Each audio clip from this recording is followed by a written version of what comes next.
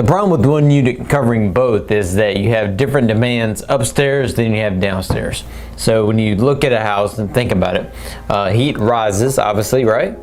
So when heat rises, upstairs typically will be warmer than downstairs, right? So chances are, I've seen this before, the thermostat is downstairs. You have a unit that runs the whole house up and down. So to get upstairs comfortable, you then have to make downstairs freezing. When I first got married, we lived in an apartment that was 2 stories but had 1 unit. So, I mean, when you went downstairs at nighttime, it was like, you better put on like a big coat and everything because it can't happen, because upstairs you have more of a load than you have downstairs. Downstairs heat rises.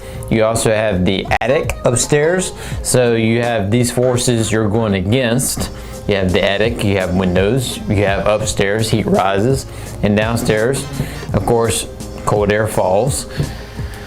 And you don't have an attic downstairs, so and the crawl space is not that much of a heat load compared to an attic, so it's different demand. So how you solve that problem is either 2 units, or what we've done quite a few times, which is zoning.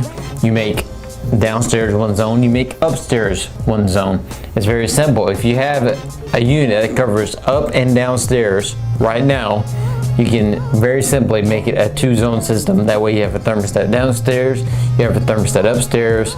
You can keep it that temperature you want, you keep it that temperature you want, and you can make it work that way. So the challenge with some houses is that there is not that duct chase in the house for the duct to be run to have 1 unit for the whole home. But if you already have that, obviously that's available, but you just need to make it a zoning situation. I wouldn't get 2 units, I would just zone it upstairs, downstairs, and that will solve the problem. But until you do that, it is what it is. I mean, the thermostat downstairs, upstairs is warmer.